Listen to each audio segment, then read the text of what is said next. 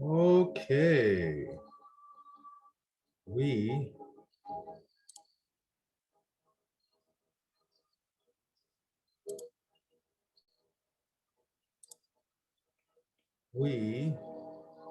are gonna get started. Turn my camera on here. Hey, there we go. Hey, it's yours truly in front of a cat. That's my cat right there. Okay. Okay. I look a little funny in front of this cat and all, though, don't I? Why don't we wait just about 5-10 minutes and give people an opportunity to come, log in, and I will return back then. And let me see if I can pick a different camera here. Oh, look. Different angle, same image. Interesting. Interesting, huh? Yeah, I guess it's fine. Okay. Well, anyway, I'll come back in about 5 minutes and we will start class, which is inner child work. Inner child work. So if you're watching this, you might want to scroll ahead 5 minutes, okay?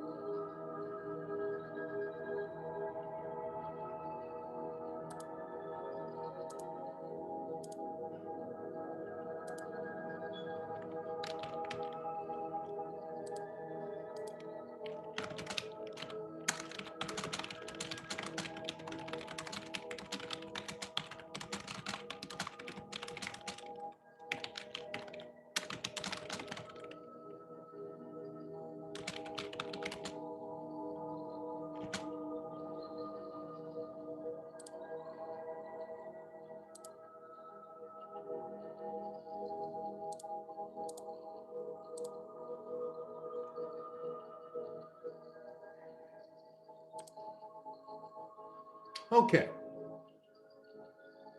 Now, okay, so beautiful people. Should I turn off the microphone? Should I turn off the volume, the sound? You like this music? How do I feel about this music? It's peaceful, but we're gonna pause for 1 second, maybe put it back on and put it back on in a second. Okay, so welcome. This is class 2. This is class 2 in our Advanced Emotions for Dummies series. Okay, so I am Dr. Donny. I am the, let's see if I can move this for a second here. I am Dr. Donny. I am the, give me a second here. Working on the digitals, here we go.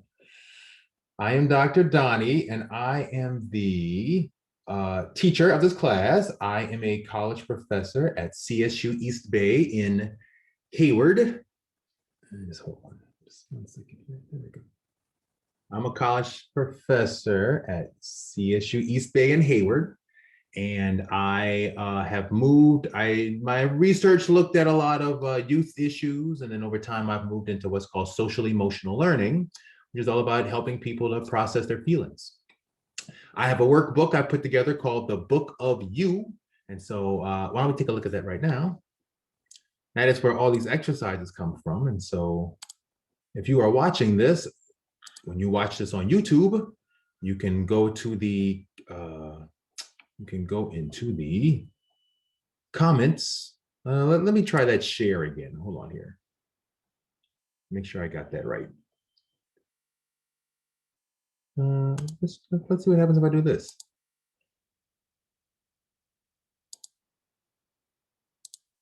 Did that work or no? I think, let's try this one more time. Let's try this one more time. Okay, so they all come from this book called the Book of You, which you can get the link to in your if you check out the description of this video. If you open up the description of this video, it will have a link to this Book of You, which is on Google. Okay, I put this whole workbook together. It's a series of exercises to help people with their thoughts and feelings, social emotional learning.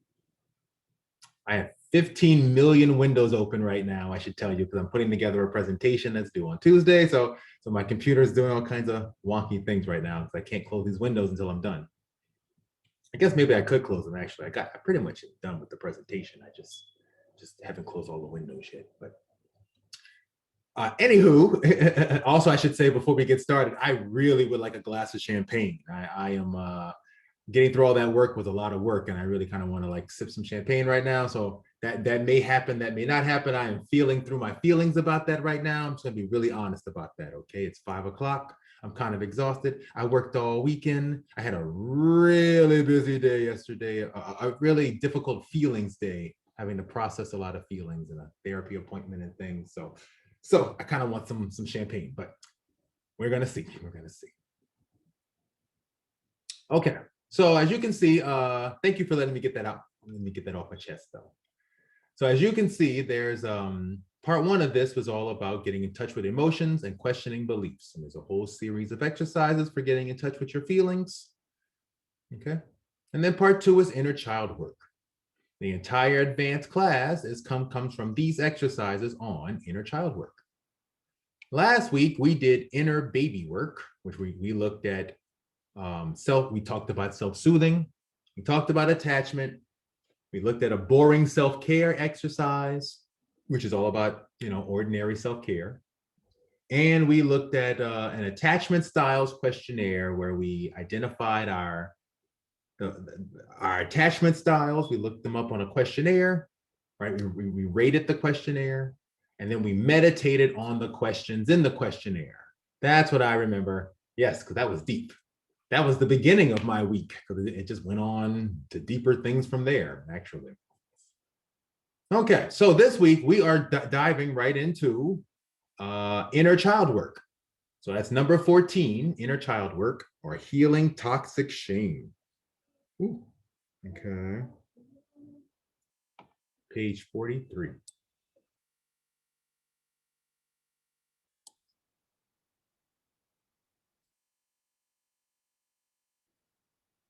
Okay, so this is gonna, like all the classes in the advanced series, this is gonna cut kind of deep. Okay, we are going to directly dive right into. Some people think inner child work and they think cute stuff, but inner child work is really all about shame. So we're gonna dive right into talking about shame today. Okay, so please take good care of yourself. Take good care of your mental health. Please practice good self-care. Okay. Should I go get that champagne? You know what? I'm going to practice good self-care.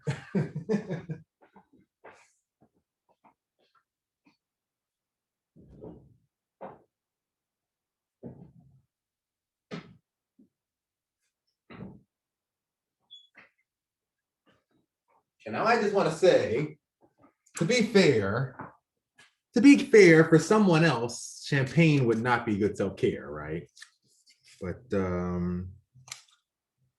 right now in this moment, right here, right now in this moment, champagne, I think it's the best self-care for me. Okay.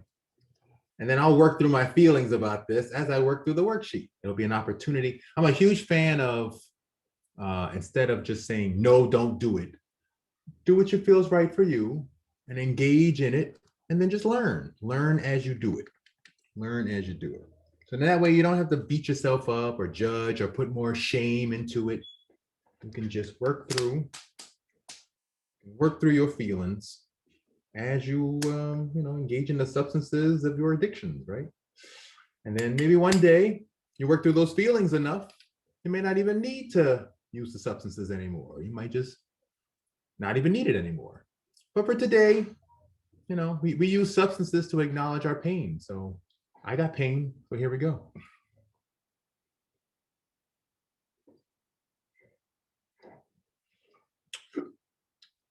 And I should say one important self-care here is that I'm using a small bottle of champagne. I had a strong tendency up till recently to buy a whole bottle of champagne.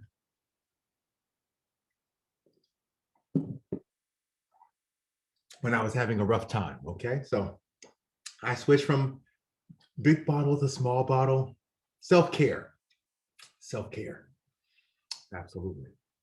Who knows, like I said, a day may come where it's small bottles or just a few sips. Whatever happens, I get in touch with my feelings, whatever I'm doing, okay? And that's what I want to encourage anyone watching this video to do as well. Judging, blaming, and shaming often don't work, as we're about to learn as I read this handout here, okay? So if you, like always in my classes, if you feel like reading along, feel free. And if you feel like it's just too much today, you've been through too much, your brain is tired, you are more than welcome to close your eyes and let these words bypass the brain and go into your heart. Okay. Excuse me. So this material comes from Healer Psychic Teal Swan's YouTube page. Teal Swan is a healer, spiritual person. She's on YouTube. She has hundreds of videos, all kinds of psychological counseling advice. I highly recommend listening to it. She's super, super smart. Okay. And the book, Healing the Shame That Binds You by John Bradshaw. Okay. So this comes from. And it starts off with a poem. I found this poem one day and I was so moved, I just had to add it to this, okay? So here's the poem. It's called To a Child by Christopher Marley. The greatest poem ever known is one all poets have outgrown. The poetry innate, untold, of being only 4 years old, still young enough to be a part of nature's great impulsive heart, born comrade of bird and bee, and unself-conscious as the tree. And yet with lovely reason skilled, each new day, new paradise to build, a late explorer of each sense, without dismay, without pretense. In your unstrained, transparent eyes, there is no conscience, no surprise. Life's queer conundrums you accept, your strange divinity still kept. And life that sets all things in rhyme may make you poet too in time. But there were days, oh tender elf, when you were poetry itself. Okay. I thought that was just the best poem of my childhood I've ever heard in my life. Okay. Just love it. As babies, we are born with a complete, unique, innate sense of being, but also innocent and powerless. Hey, I can put that music back on. It might be a good time. And that music was powerful. I like that stuff. Let's go with that. You may or may not be able to hear the music. I don't know. I didn't press that button, but does that matter? Eh. Well, if you can't hear it, just put on your own music. As babies, we are born with a complete, unique, innate sense of being, but also innocent and powerless. Then, we are socialized into a family and a society that teaches us that certain thoughts, actions, and desires are good and acceptable, and others are bad. Or, in other words, we learn to judge and compare, which leads to shame and guilt. Guilt is feeling bad about going against your morals. Shame is the recognition of one's limitations. Shame and guilt can be either healthy or toxic.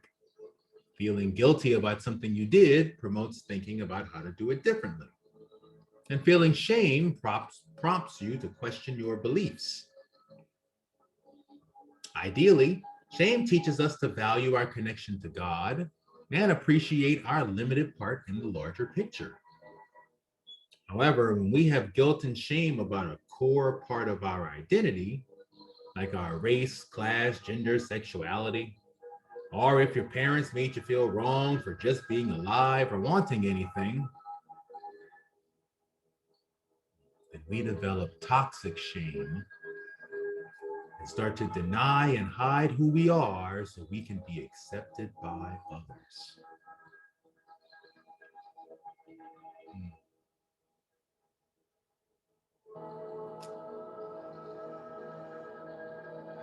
As kids, our parents were our role models and only friends for many years. And so they literally made up our whole sense of life, our universe. We are not born with a developed sense of I yet, so we trust caregivers to model for us both how to be a person and what to expect from others. By teaching us to eat, bathe, ride a bike, and learn, we start to internalize how we should care for and love ourselves.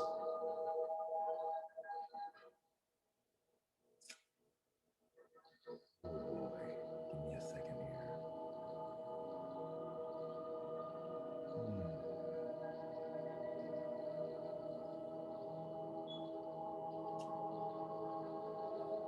Just kind of feeling something. Just hold on.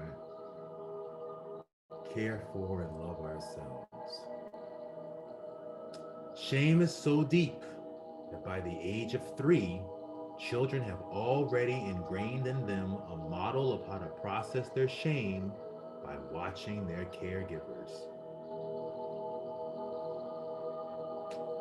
So not only is the shame we feel ours, it is also the shame we inherited from our caregivers or even ancestors, which can outright crush our childhood ego.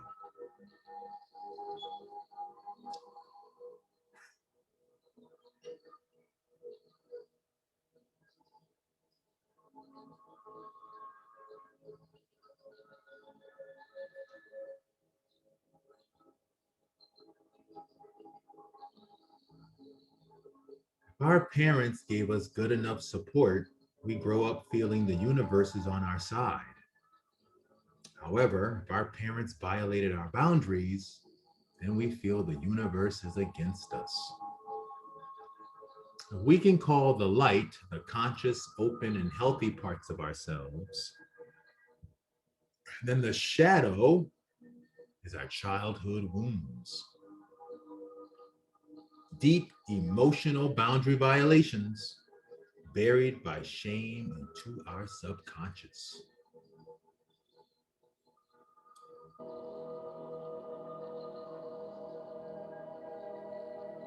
These parts are in resistance to the light, so addressing them is called shadow work. Because the shadow often begins in childhood, this is also known as inner child work.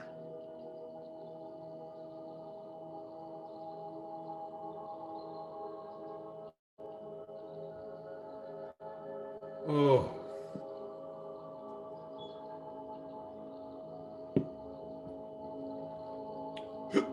okay. That was heavy. I felt something very heavy right there. Let's keep going.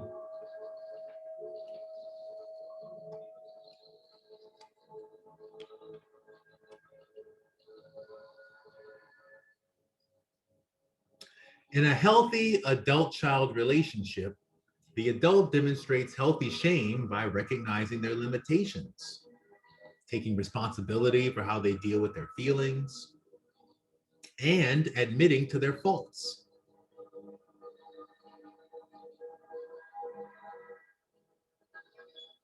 However, in a toxic shame based environment, we learn to ignore our feelings, blame, guilt, shame others, take things personally, and never admit to being wrong ever.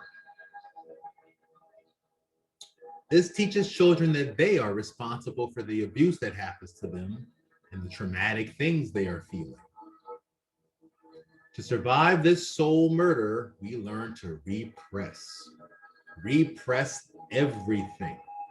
Shame is considered a master emotion because it represses everything it touches. Healthy shame can teach you balance and boundaries. But toxic shame teaches you to hide all your feelings. Even if you feel happy or do something good, toxic shame will tell you that your feeling is wrong.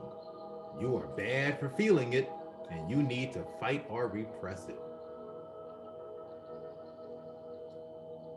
Ooh, boy.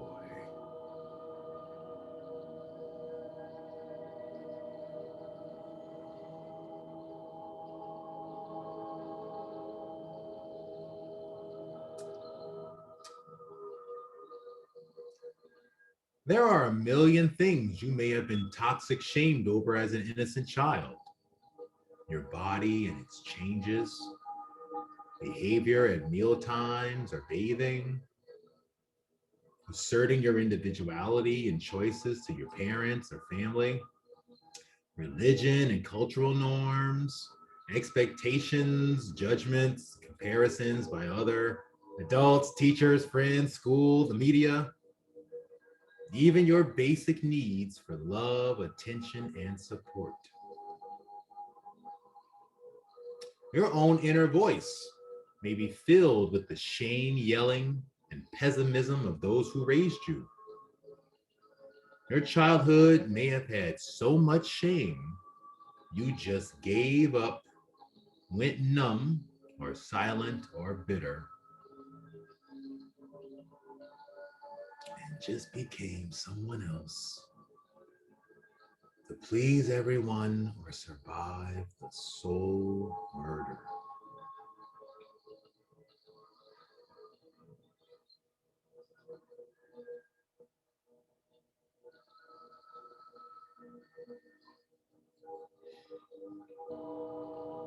Oh, oh.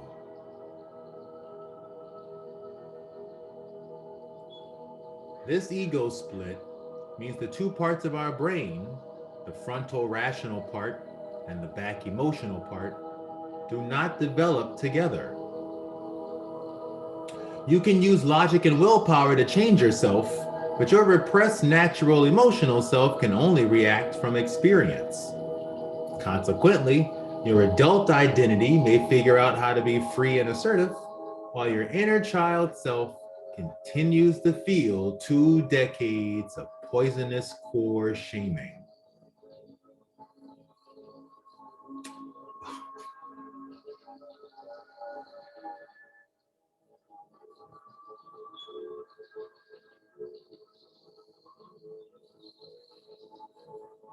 Parts of you may be hypersensitive and prone to outbursts of hidden rage, terror, or depression, suicide, like the living dead. You may overcompensate for the loss by becoming a superficial nice guy, or a caretaker or people pleaser, which hides your needs through enabling, rescuing, and using others. We all want to feel that core badness, emptiness.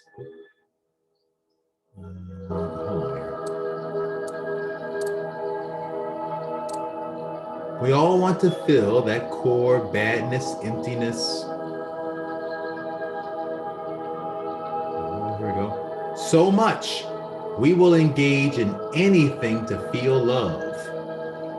So all unhealthy behaviors, addictions to drug, food, sex, obsessive compulsive thinking, worrying, judging, codependency, extreme individualism or loneliness, perfectionism, idealism, being superficial, workaholism, keeping busy, constant procrastination, etc., are tied to repressed core shame.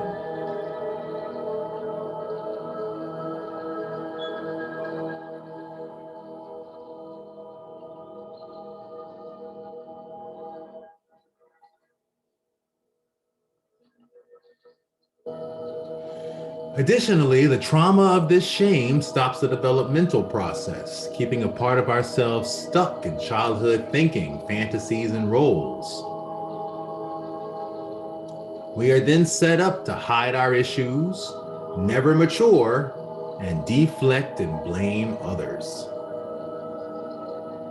Navigating basic adult situations like talking to parents or authority figures, new relationships, success, compliments, criticism, and rejection may be excruciatingly difficult. You may have huge intimacy vulnerability problems, or relationships that are centered on enmeshment, fear of abandonment, or control. You may pick a partner who is the embodiment of all the parts you abandoned, or just like mom or dad. But since we judge people to avoid our own shame, this will make you feel both attracted and repulsed.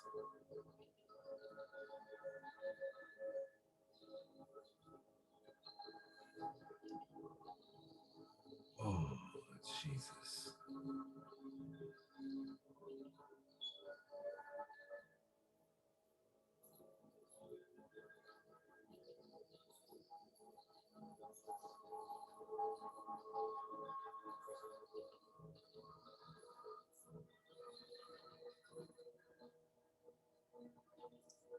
Oh, man.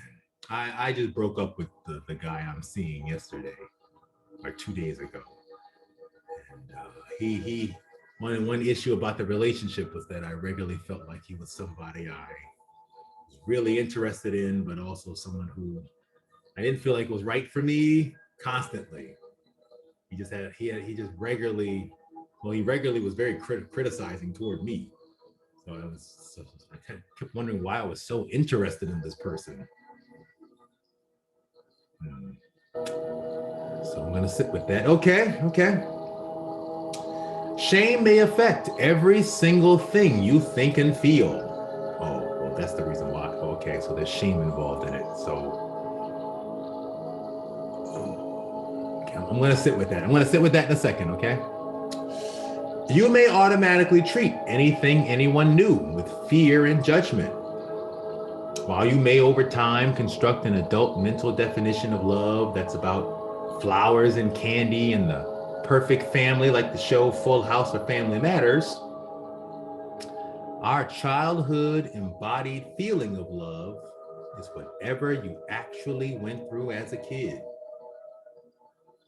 If that was disrespect, neglect, or abuse, then you may have taken it to your core that love feels like abuse.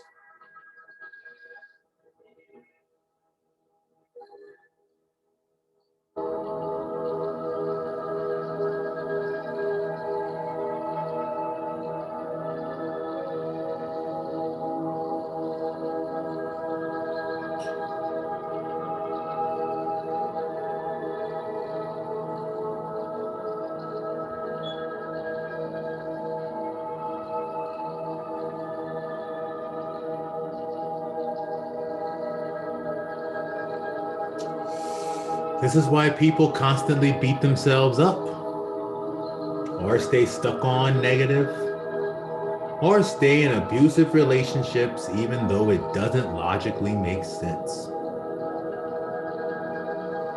Your whole way of dealing with life can be touched by so much shame in your core, heart, love tank. You may be a shame-based person, have no idea of what healthy would even be, and no example of it anywhere ever in your life. Ooh. Hmm.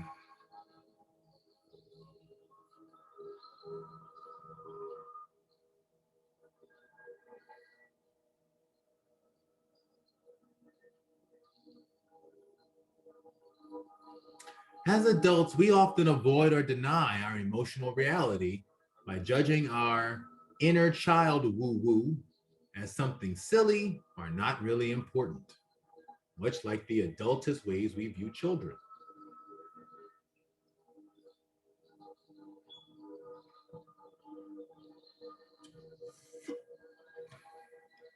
However, if we made a graph of our lives, the adult part of us is pretty recent, while the childhood part has been around for much, much longer. This means, ironically, that our inner child is actually the oldest part of who we are. And if the mind is 80% unconscious, it's a strong bet that your unconscious child mind is going to get its way 4 out of 5 times. As the oldest part, it is the most authentic, natural expression of yourself before you were socialized. It is the part that is closest to your heart.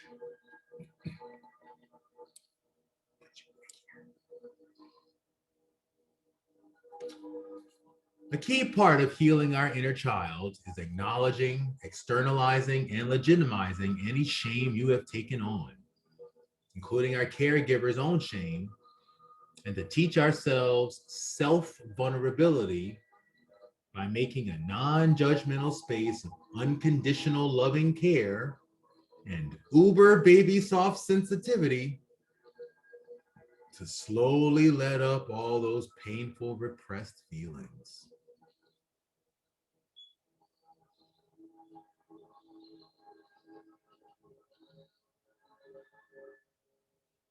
This validation allows us to heal our split off neurotic hurting parts, reshape the negative inner voice we have, and re-examine the roles we use to hide our shame.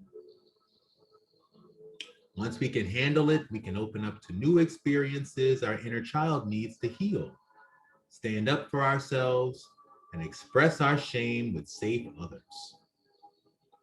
Inner child work often involves some kind of play therapy or imagination. The following exercises will help you address shame, judgment of others, and imagining a power word to give your inner child the power you wish you had been. Woof, boy. Okay, so this was a bunch of information about how to process shame. As you can see, shame cuts really, really deep. It goes really deep to like the core of you as a person and the core of your attachment patterns. Okay, so this stuff. So just know that the stuff I'm saying right now can hit you in all sorts of ways. Okay, You might feel things actually crack and move in your brain. You may suddenly get like an intense feeling of anger or sadness come over you. You may suddenly realize, holy crap, I had no idea this thing that I've been dealing with all this time is actually this issue. That was the case for me when I read this material for the first time. Okay. So just make space. Just make space for whatever you feel right now. Okay. This whole process is about learning self vulnerability and making a non-judgmental space to let up those feelings. An uber baby soft space to let up those feelings. Okay. So let's work on right now creating that uber baby soft space. Whatever comes up for you right now, can you just give a lot of love to it, a lot of care, compassion, a lot of compassion. A part of you that could be feeling pain right now is a part of you that could need the most compassion. Some of us are really great at giving compassion to others, our children, our partner, our friend, but then we don't give it to ourselves. Okay. So the friend that's feeling this pain inside of you right now, okay, the little hurting parts, the little hurting little kid there, that's the part of you that needs the most compassion. If you think about the most compassion you've ever given to someone else, an ex, a friend, an ex, you know, think about a moment where you gave just huge compassion. It's okay that he didn't acknowledge me or help me out or give me what I needed. He clearly was struggling and he needed to do what he did to me right now. Just super compassion, whatever it is, can you give that to that hurting little part of you right now? Can you give that to that hurting little part of you right now? The most compassion.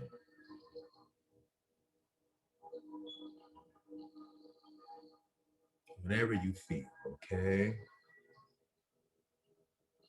Hearing these words might have brought all kinds of split off, hurting parts up to the surface. So just make space. Compassion. Compassion.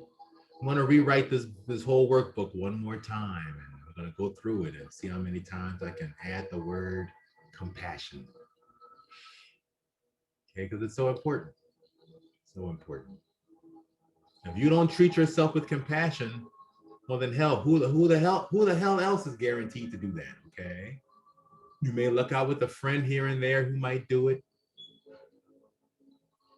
But the number one person who needs to do it more than anyone else would have to be you. And treat yourself with compassion. Those parts of you that are hurting, the parts that have hurted, the parts that have been hurting for such a long time. You may have parts of you that have been hurting for decades. I'm 39. So there's parts of me that I know I've been hurting for 35 years, 34 years, decades. Can I give compassion to those spaces? Okay, let's keep reading. Let's keep reading. That came out of me right now. Let's keep reading. So this is how to heal from shame. And what we're going to do is work through each of these exercises. We're going to spend a good bit of time working through each of these exercises, okay? So here's number one. Get hella good at unrepression. While repression can always be an option, it should never be your first automatic one. This is why expressing any of our emotions is healthy, because it's a start to unlearning the toxic core shame repression process. You may have been holding on to shame from your parents since you were 3. So allow yourself to breathe, rest, meditate, imagine, and unrepress everything. Every thought, feeling, relationship, habit, assumption, like, this, dislike, smell, animal, vegetable, mineral, literally everything. Good, bad, otherwise, if it arises in any way, and especially if you know you hide yourself behind it, let yourself unrepress it. Even on a physical level, unclench everything.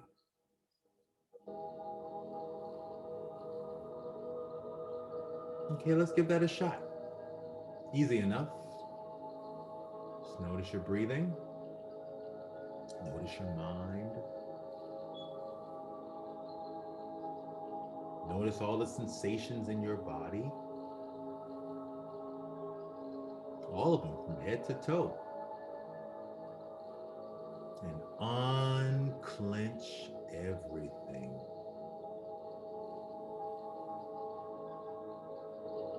And if it all doesn't go bit by bit. Unclench your forehead. Unclench your jaw. Unclench your fingers. Unclench your stomach. Unclench your inner thighs, your lower thighs. Unclench your toes. Unclench your mind. Unpress.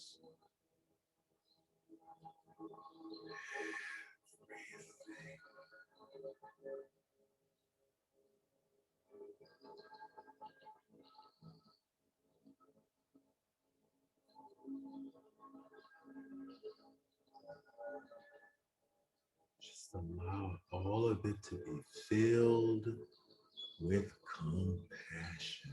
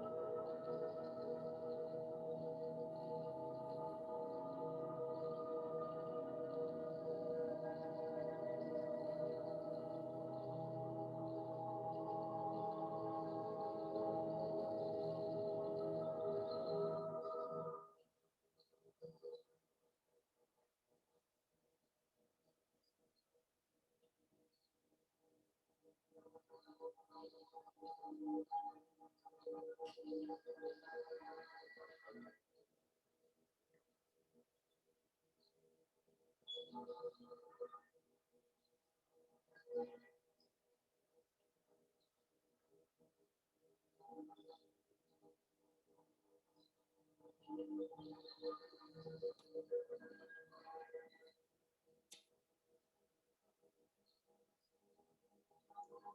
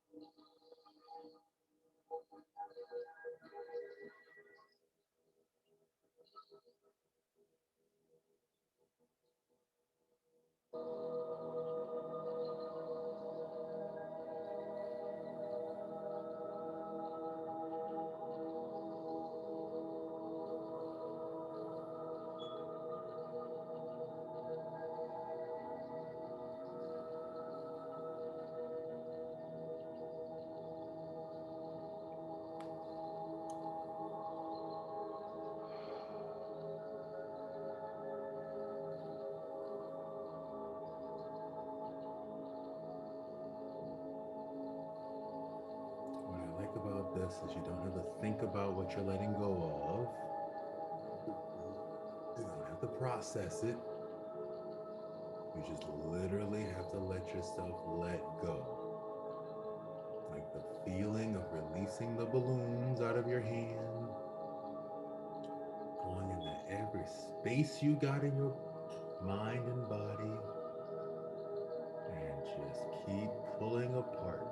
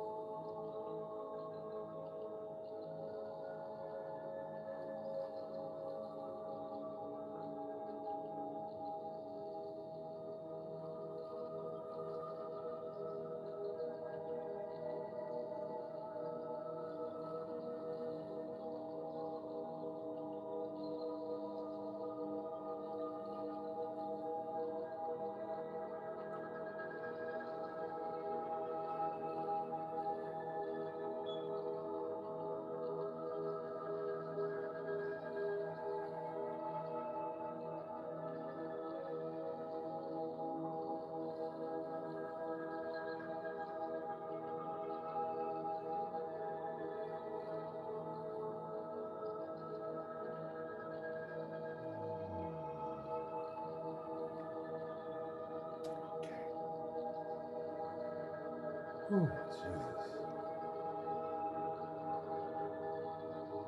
Okay. Excuse me. All these brain farts. Whew. Okay, number 2. Let's keep going.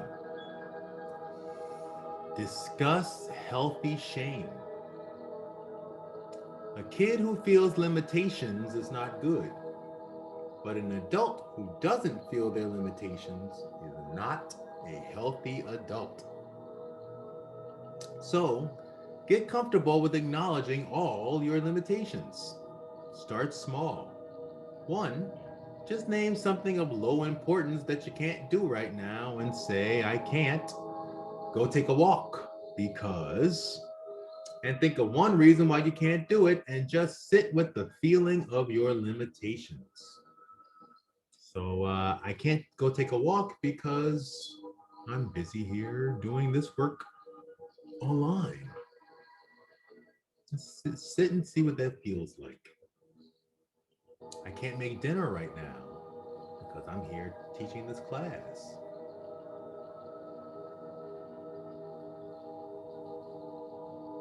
I can't drive to the store and go get some more champagne because I'm here doing this work.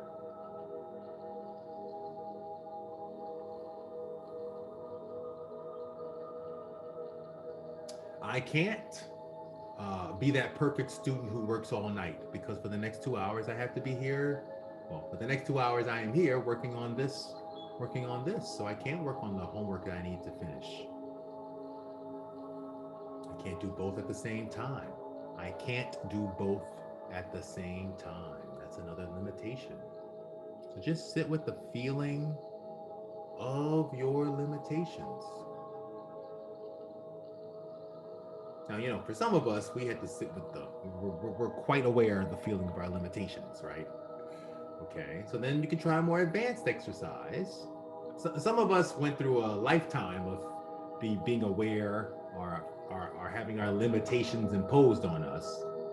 So if that's the case, then try a more advanced exercise, which is to say, I'm not good enough to, and then find one good thing about the shame you just felt. So if I said, I'm not good enough to go take a walk right now because I value social emotional learning so much that I chose to be here instead of going on a walk for my physical health.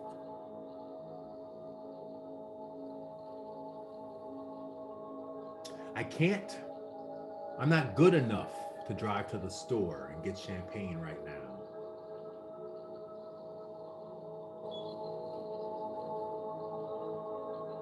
Because the work I'm doing right now is more important to me than getting more inebriated.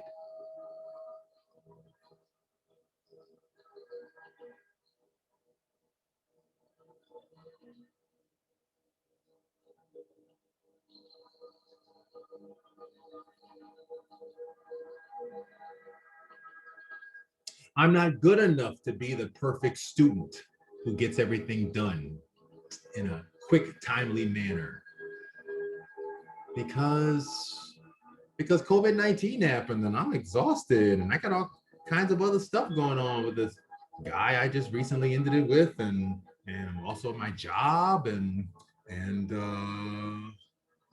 yeah, my mental health has been a constant up and down since this whole COVID-19 thing started. I mean, not that it wasn't already before, but now it especially is. So no, I'm not good enough to complete my assignments and be that perfect student because I'm the person I am. I'm just a human being. I'm the real human being I am right here, right now.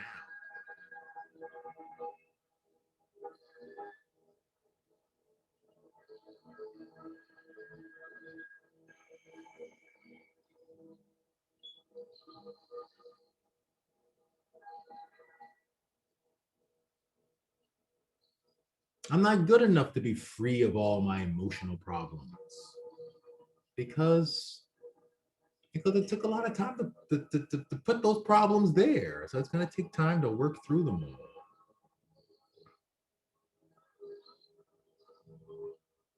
And I get the right to work through them with love and compassion. So that's so important to the process. I know that now.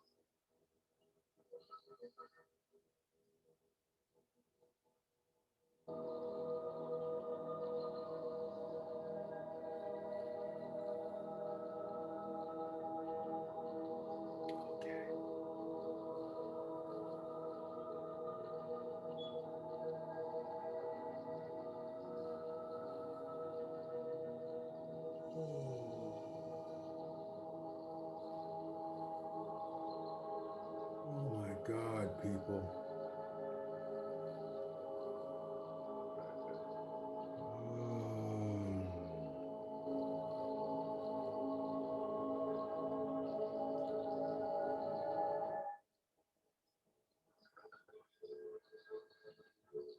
I'm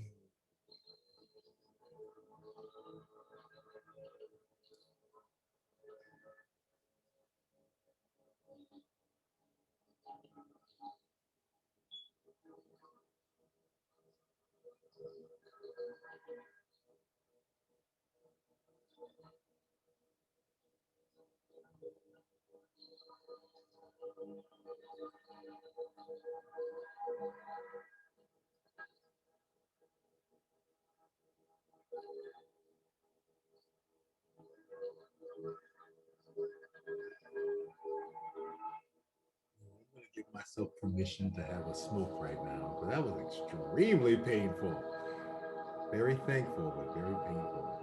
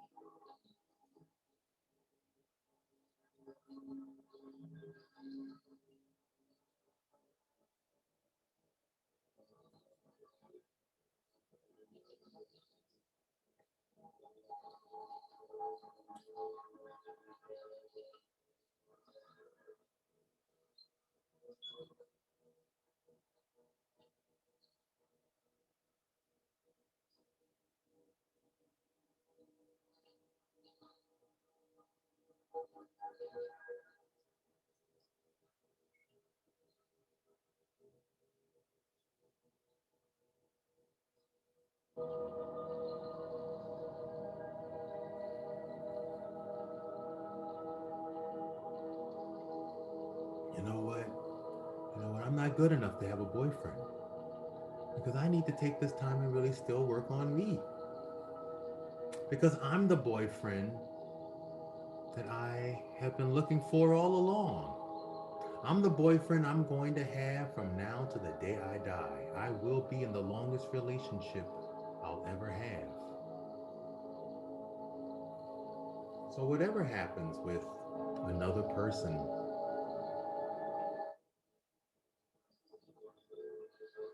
I have to make that relationship solid like platinum, solid like rock.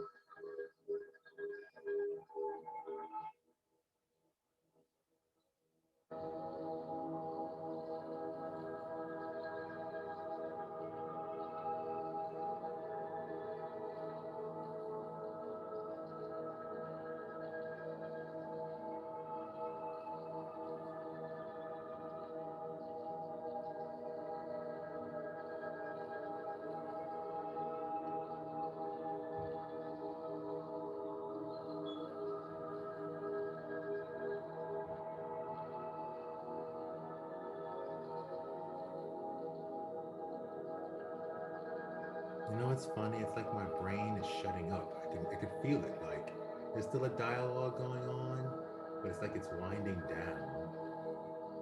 And I feel my body just falling into silence.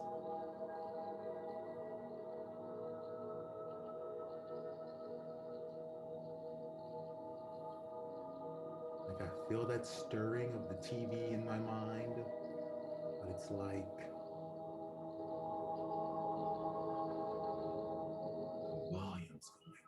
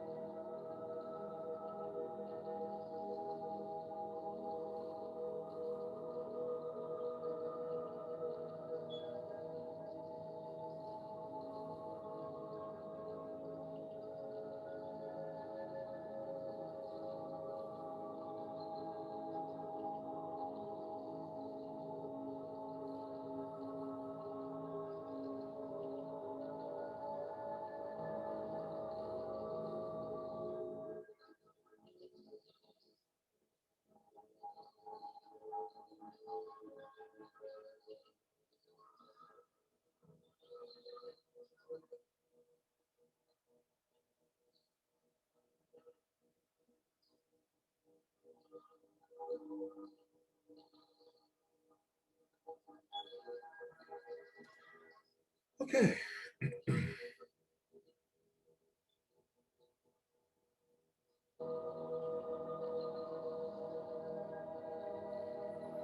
If your limitations point to core shame, try one of the following. Labeled wrong. Go through this worksheet and name something that you struggle with.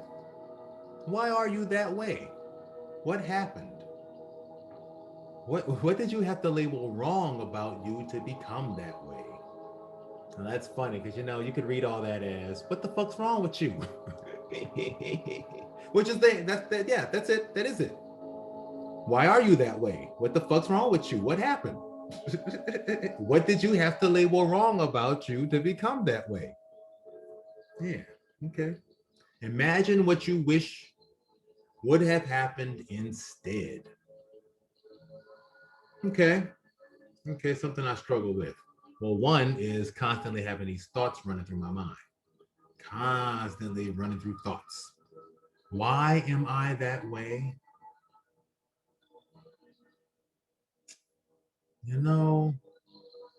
Well, for one, I can say, that's a good ass question. For one, I could say when I started school, it was very clear when I started school, they cared about smartness, right? And then, it's fair to say that before I started school, my mom cared a lot about smartness. To be honest with you all, I don't even remember my mother playing with me all that much, if ever. What I do remember is my mother maybe sitting with me watching TV together, or I'm having some feelings coming through here. Just give me a second here.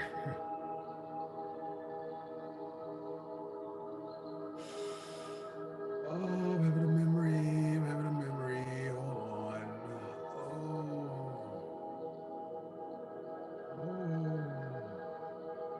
Me and my mother watching TV on the sofa.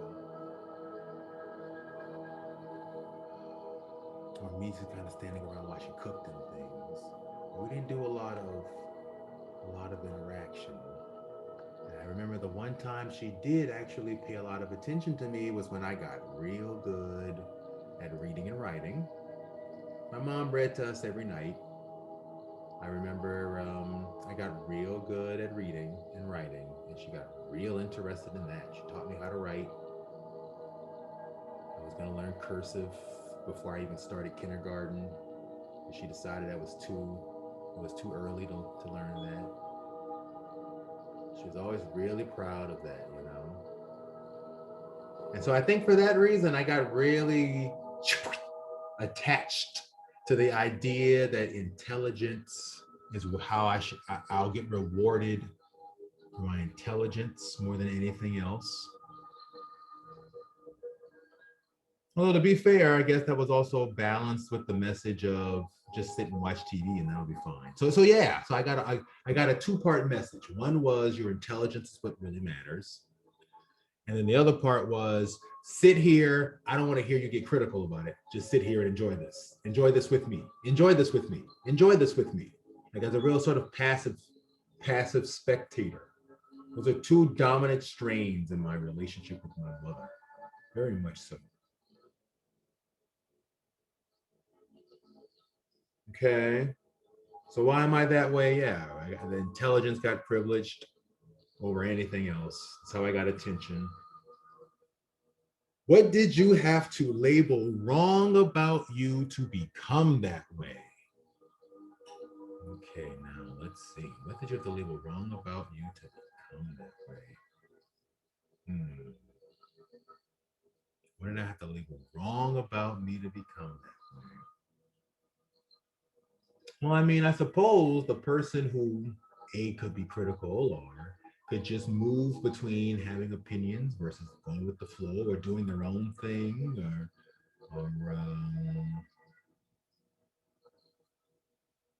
I mean, I always kind of wish I had a friend who was like really in tandem with me. Like I do a lot of things, okay? I do this social emotional thing now. But that's the most recent. Before this, I also did research on youth issues, which is why I'm becoming a counselor. Okay, so I do that. And before that, I'm a sociologist. I'm getting tenure. I'm on the verge of getting tenure. I'm going to find out in June if I get tenure. which hopefully comes with a $10,000 pay increase, which I absolutely really need to get through my life situations. And I'm a classical pianist and a musician, and I'm learning the guitar, and I don't know, there's all these things. And I'm doing some stock investing also, and I had to teach myself a bunch of that too. And I've always been kind of like dabbling in all this stuff, and I love it. I just also feel I want to be. I feel like I get the right to be somebody who's just 100% loved. If I had a had a horrific car accident today, and I just lost my brain, and I just was a you know, drooling person stuck in a wheelchair. I should still be 100% just as much in love about who I am and what I'm doing with my life as if I did all those all that stuff I just said.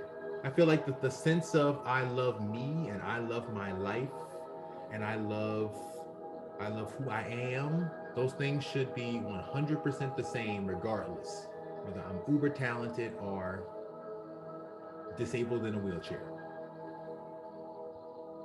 That's how I feel about that. That's how I feel about that. But is that how I feel in reality? But is that how I feel in reality? No. No, it's not. In fact, you could say the difference between how I feel about that theoretically versus how I feel about that in reality is the difference between my real spirituality versus my fake, superficial spirituality. I just noticed that. That's truth. That's truth. So the part that I had to label wrong about me to become that way is just the real me that the real me,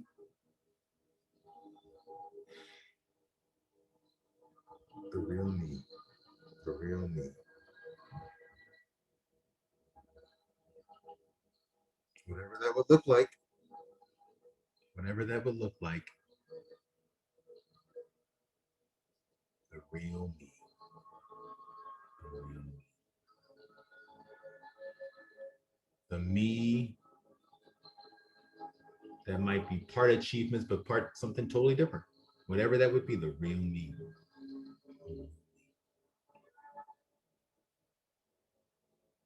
Imagine what you wished would have happened instead. Imagine what you wish would have happened instead.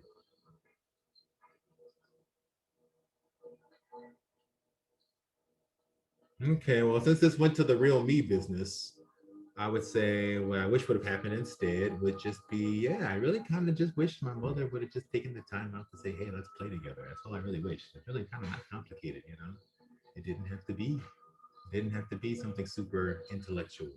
I just wanted, like, a little more hugs and a little more, what do you think? And, well, if you think that way, what do you think about this? Oh, hey, that shows me you really listened. Okay, I wasn't asking for much, really, okay? I really wasn't. So, that's the main thing I wish would have happened instead. Okay. Okay, as I was imagining that right now, the whole scenario, she hears me out, she asks the question, I give a response. I felt myself get lighter, happier. I felt a connection. I felt a connection. It wasn't that big a deal, but it was kind of nice. I have to tell you all that scenario I just imagined that literally never happened in the entire 30 something years I was with my parents. Okay, the 30 something years they were in my life, it never happened once. Okay, maybe once, you know, but that's about it. Okay, I'm gonna give it to myself right now. I'm gonna give it to myself right now. Let's see what it feels like.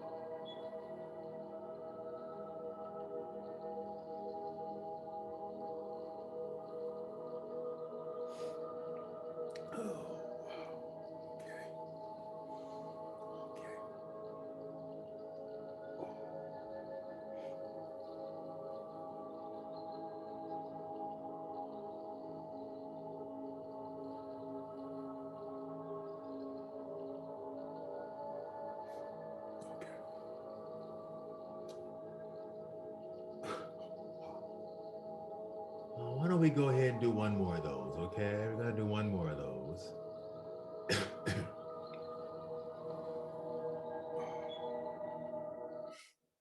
That was really powerful for me, I have to say.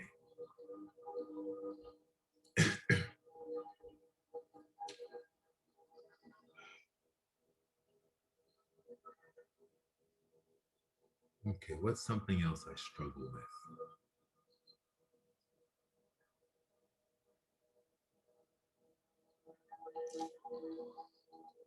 Let's see, what's something else I struggle with? I can name several things, but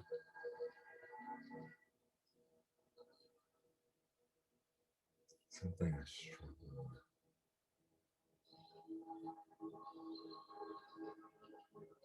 I definitely struggle with feeling safe, feeling safe, feeling safe and calm, feeling safe and calm, being out in the world, safe and calm out in the world. I struggle with feeling being safe and calm when I go out in the world. I often feel very on edge, or I can't stand around for too long. I'm such a workaholic that just sitting around doing nothing makes me feel bored really quickly.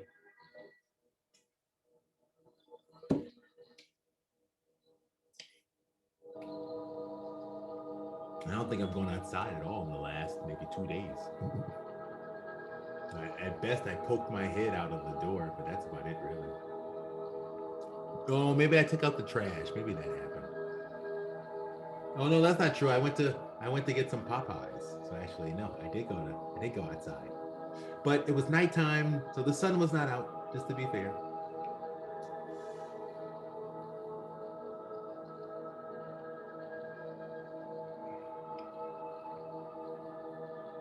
Okay, let's try that one. Why am I that way? Why am I that way? What happened?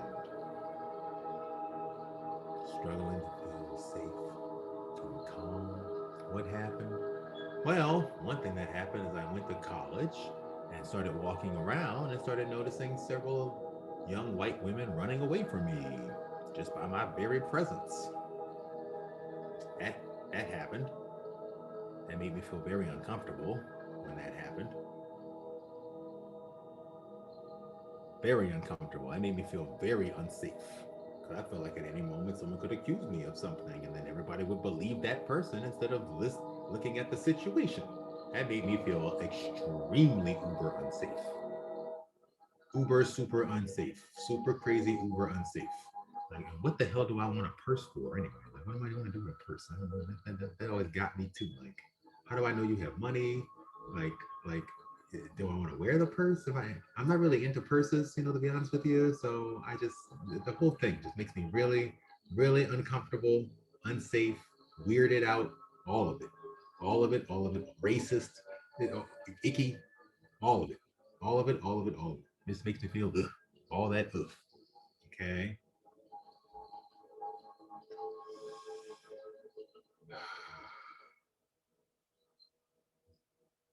Makes no sense unless you only hold a really like negative view of black people, black men, which apparently I guess a lot of people do, you know?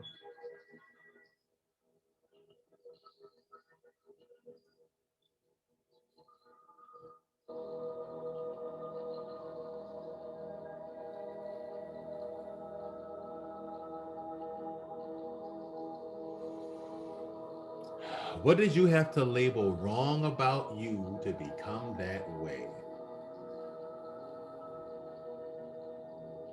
You know, on some level, I feel like I had to label that if all these people are going to judge me as a negative because I'm black, on some level,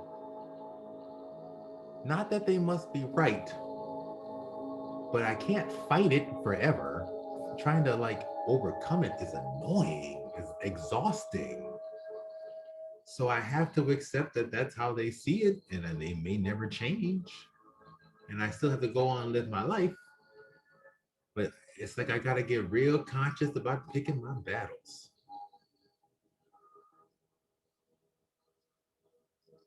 And so often, what I pick is to not battle and stay the fuck home. So, what did I have to label wrong about me to become that way? This is just pulling it out of me. Oh, I mean, the part of me that didn't have to battle doesn't have to battle, doesn't have to turn it into a battle, doesn't have to see it as a battle, doesn't have to prepare for a battle, get defensive when I go out in the world.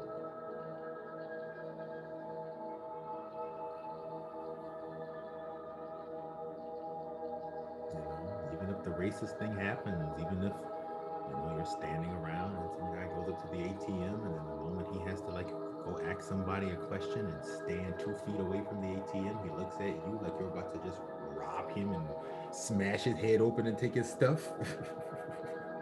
Even if that happens, even if that happens, which is what happened to me, which is what happened to me a couple of days ago, which is what happened to me a couple of days ago. Even if that happens, you can still hold yourself in a lot of compassion. And then you can look over at that guy and be like, what was your problem earlier? And he can get all nervous and just leave. Because he knew how racist he was. He knew. I'm not concerned with how racist he is. I'm concerned with how racist I am. And I decided to be not racist so much that I'm going to just let that go. I'm going to let your racism just water on a duck. Just swish, swish right off. I got other stuff to do. Let your racism just water on a duck. Just swish, swish. I got other stuff to do. Okay. I got weed to buy. Okay. Thank God not all white people are awful. Also, thank God not all white people are awful. Because, whew.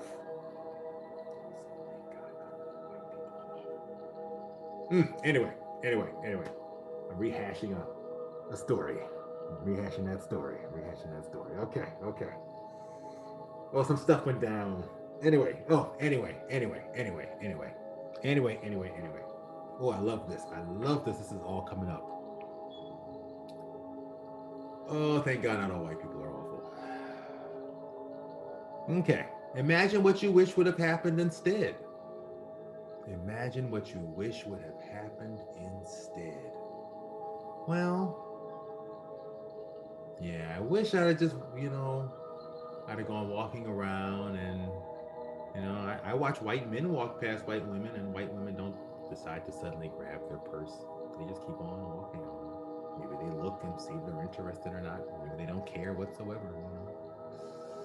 Felt like that's kind of the same treatment I wanted. Pretty much. Yeah. Equal treatment. Okay, so I'm walking around and it's all just, equal treatment. We're all just looking at each other the same way, no unpleasantness. People actually just see my uniqueness. They're just noticing how cute I look. They're either not noticing at all, or they're noticing and only noticing how cute I look. Or my cute outfit, pleasantness.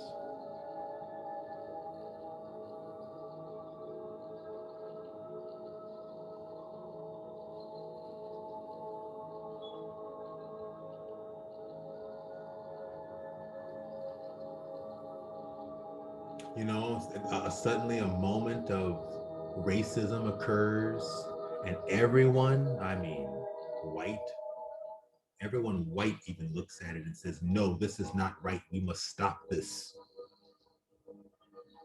And they rectify the situation, and they rectify the situation in a way that's actually like equitable, makes sense, filled with intelligent, thoughtful dialogue about race. Okay, that's me imagining this. Okay, it's like yeah, okay. Oh, just give it to yourself. Give it to yourself. Hmm.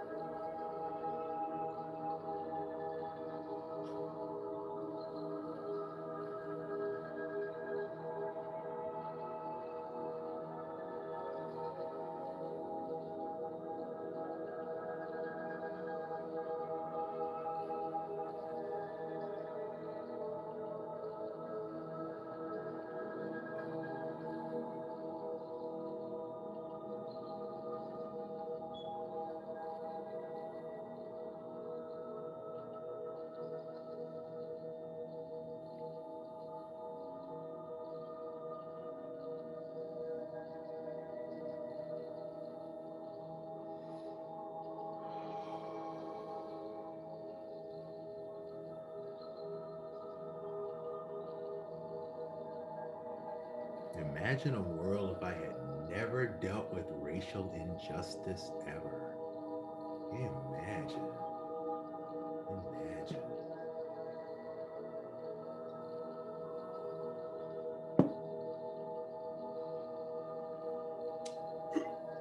Imagine.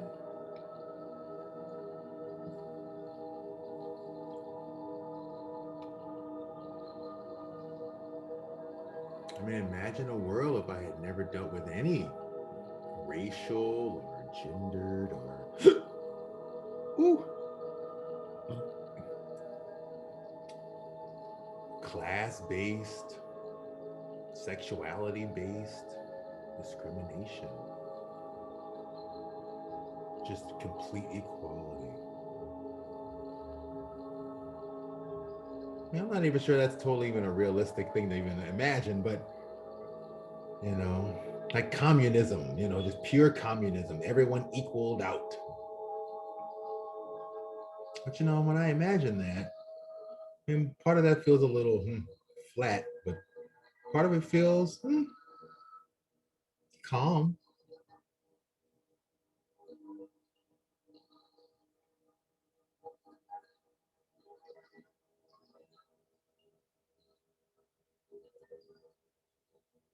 That's something I said I was struggling with.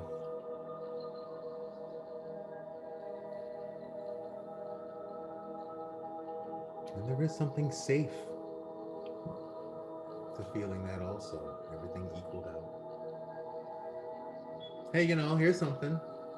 Everybody lives and everybody dies. That's equal.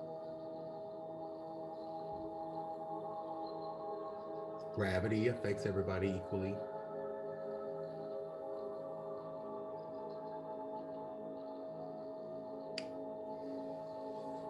Boy, I gotta struggle to find something else, huh? Everybody eats and everybody takes a shit. There you go. That's something. Um, hmm. You know, everybody breathes air. All humans breathe air. Equal. Equal.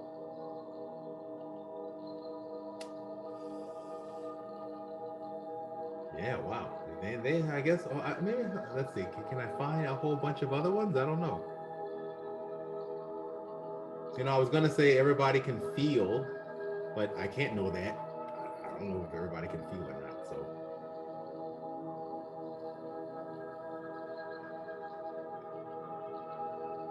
so. Well, anyway, those would be the universals there that everybody goes through. I suppose there is a safety in those things.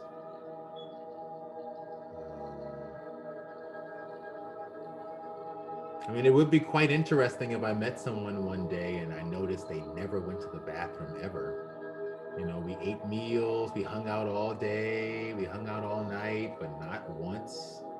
You know, they were by my side the entire time. Maybe they came to the bathroom with me and let me go, but they didn't go themselves. So I know I watched them the entire time, and they never went to the bathroom ever. But they ate all the food, you know, day after day. I'd be a little weirded out. I'd be yeah, I'd be weirded out. There's a certain level of safety. That's funny. There's a certain level of safety in knowing people have their regular bowel movements, you know, or I guess eating habits and bowel movements. There's a certain safety to that. It's a part of what it means to be human. Absolutely. Absolutely.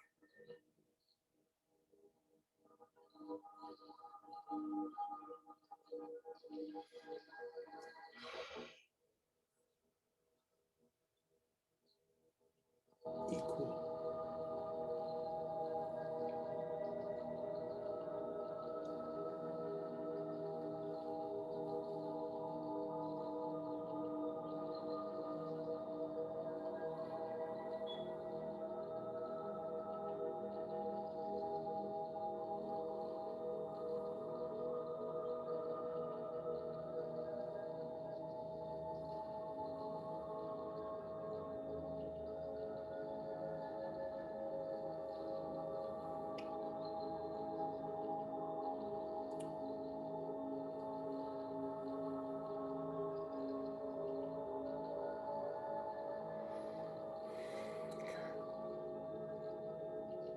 Okay.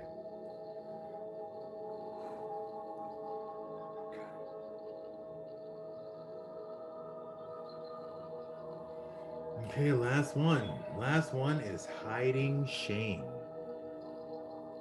Make a list of all the things you don't really want everyone or anyone to know about you, and tell yourself a story about what happened and identify the shame you are still holding on to.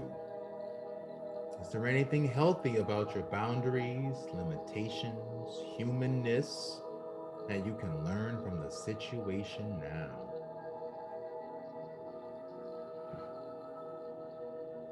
Okay, let's see. Well, to be honest with you, I didn't want everyone to know that I constantly spin in thoughts. I didn't want everyone to know that. Okay, so the story behind that was the story behind that was I'm spinning in thoughts because I had a mother who didn't really listen to me, and that I really needed that validation.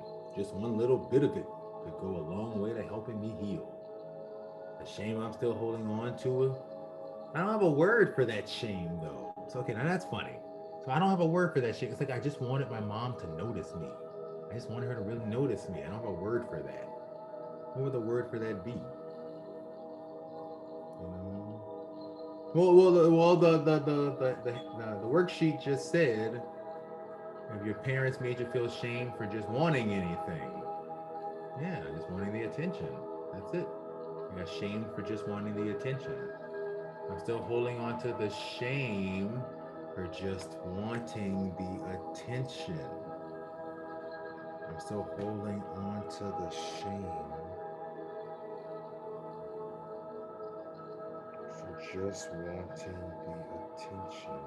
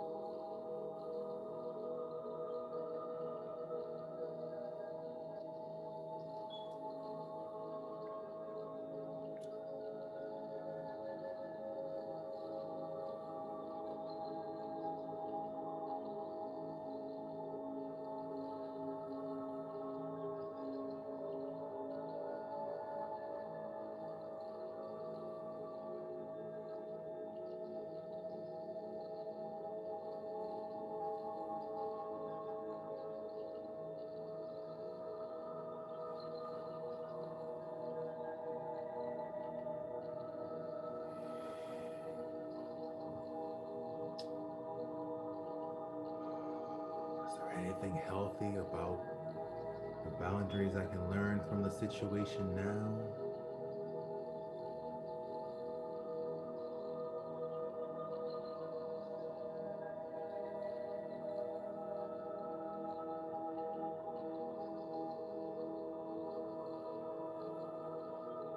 Well, I mean, I learned how much I hurt myself because I wanted that approval so badly. I wanted that attention so badly. How much I was willing to hurt myself to get it. Frustration I put up with to get it. That wasn't healthy. So yeah, so I'm really glad I learned I'm never gonna go back to that direction again. So that's good. Learn what I can put up with and what I can't put up with. That's really good. That's really good.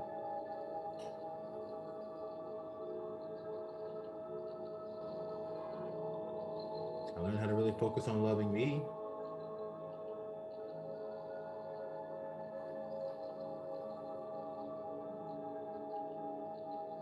I eventually even learned how to let go.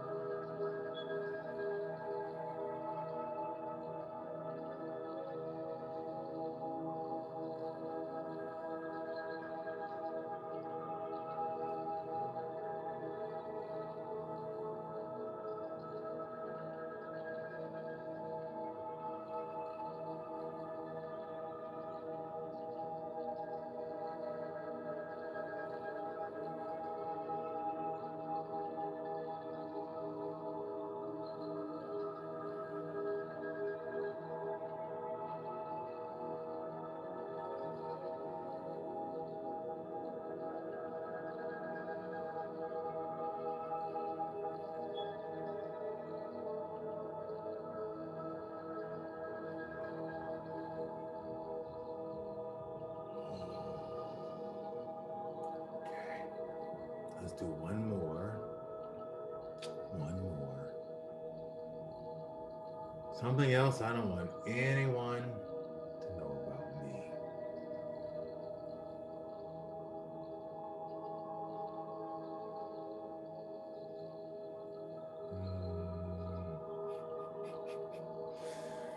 Let's see.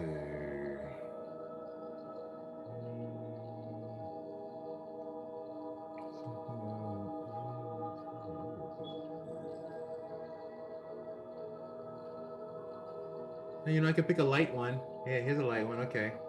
Um, I have no examples of plants I have attempted to grow that have lived. I have no, not, I mean, from childhood onwards, I have never managed to keep a plant alive as of yet. Not once. I got a sapling, right? You know, a sapling, a little stick in the ground I've been trying to grow for several months, maybe a year now, maybe a year and a half now. And unfortunately, I left the poor thing in my office, and then the pandemic happened. So you know, then there was no sunlight and no water, so it was on its last legs. And then now I'm trying to revive it, and it's down to one leaf. It's down to one leaf. I think I think it may be rotten and slowly starting to die. Oh, I know it. A part of the plant definitely did die. I had to cut that part off. But I'm waiting. I'm waiting to see if the rest will make it back to life or not. And I just don't know. I just don't know. It may be over. It may not be. I don't know. There are two tiny, very tiny little leaves starting to grow on top of the one stem that's left. We'll see. We'll see. Okay, so that's something I don't really want people to know. I've tried to grow lots of plants in my lifetime, and I haven't had much success. You know, aside from maybe some green onion tops, a few tiny baby okra, baby corn. Uh, what else did I try to grow?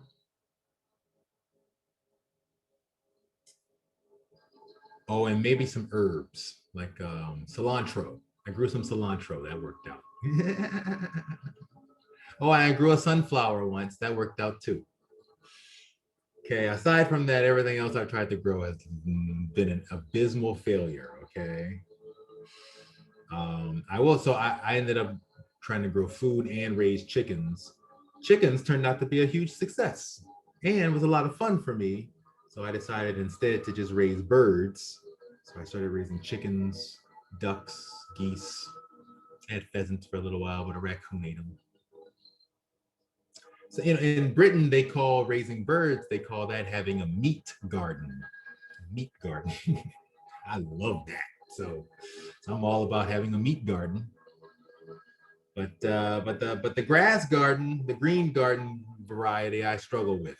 I've never grown a tomato. I've never grown one that actually made it to a tomato. Okay, so what's the shame I'm still holding on to there? Well, one is I pride myself on being, environmental sociologist and connected to the earth. But yet the fact that I haven't been able to grow anything kind of means I'm horrible at it. So it makes me feel really like I'm a hypocrite. Like a hypocrite. A hypocrite. Oh my God, that's it. That's a hard one. And that's it. Hold up. A hypocrite. A hypocrite. Let me sit with that for a second. Like I'm afraid. I'm afraid of being seen as a hypocrite. Afraid of being seen as a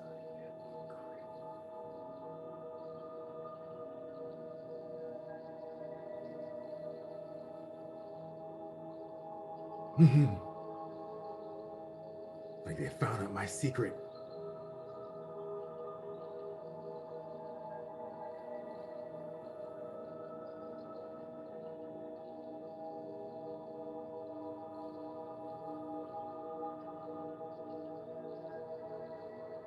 I've had so many times.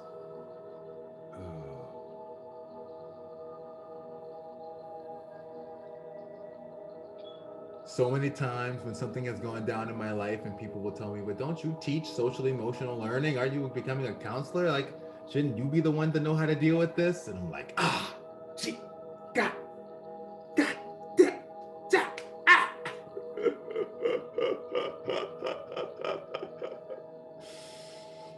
I can't possibly know how to deal with everything in my life. That's ridiculous.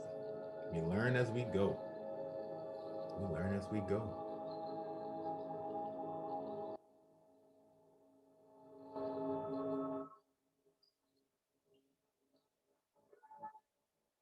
Okay, that's one healthy limitation. I can't know everything. We learn as we go. I can't be the perfect person that meets everyone's expectations. We learn as we go. I learn what's right. I'm doing what's right for me. The healthy boundary is I'm honoring what feels right for me and my connection with nature, and that has been raising birds. I didn't think it was going to work out that way, but it did, and I'm really happy that it did. So I want to roll with that.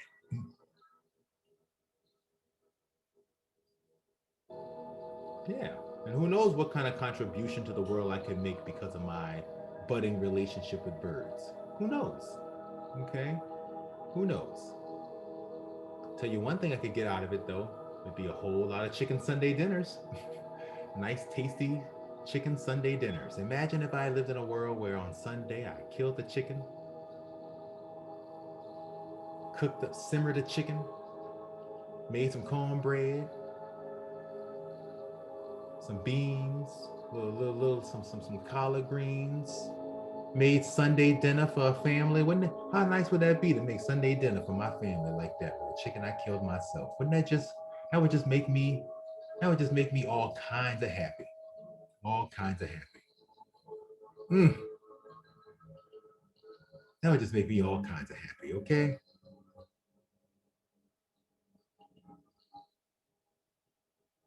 And maybe one day, who knows, maybe if I give it time, really focus on what I love, which is the raising birds, maybe I'll meet somebody else who knows how to grow stuff and they'll coach me through it because I stuck to what I like doing. Maybe they'll appreciate my contribution and that'll be their contribution. maybe I'll just, I'll just keep trying because I already know I do something I really do like. So now I'm just going to learn how to do something else and just be kinder to myself. Compassion. Give myself more compassion for my inability to have a green thumb. It's okay. They call it a green thumb for a reason. Some people have a green thumb and some people have a what? What's the opposite of green thumb? Of a green thumb. What's the opposite of it? A gray thumb? I don't know. A non-colored thumb? You can't grow anything. A toxic sludge thumb?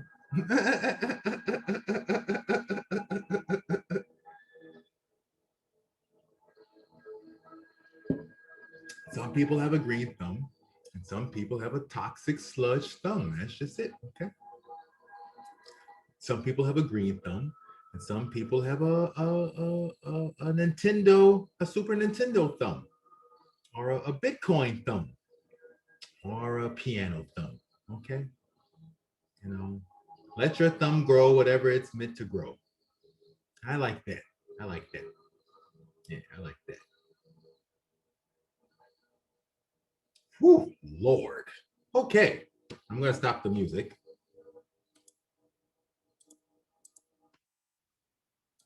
Okay, wonderful people. I have to tell you, that was incredible. So for the people watching this, holy smokes, as you can see, these exercises can do a lot, okay? They can really do a lot to open up your mind, take you to new places, teach you new things about yourself. It's really a beautiful thing. It's a really, really beautiful thing, okay? It's not easy. It's not easy. It's not easy. Holy smokes, it's not easy. But it's very rewarding. It's very, very rewarding. And so I hope that you can take this exercise seriously and practice it. And I ran through 2 examples for a reason. So I could show you that you can practice. Okay. And anything else? And share with others, help other people process their shame. We live in a very shame-based culture, so I think it's really important to talk about this issue. And next week we will probably look at grief, how to grieve. So good thing all this shame is coming up, and then after this we can look into how to process our feelings of grief. Okay. So if you're interested, please come to class next week. Either way, whatever you do, good luck taking care of your social emotional life. It is your job to take care of your inner emotional life. No one else can do it for you. Hopefully, if you need it, you reach out for help. Otherwise, I will see you next week.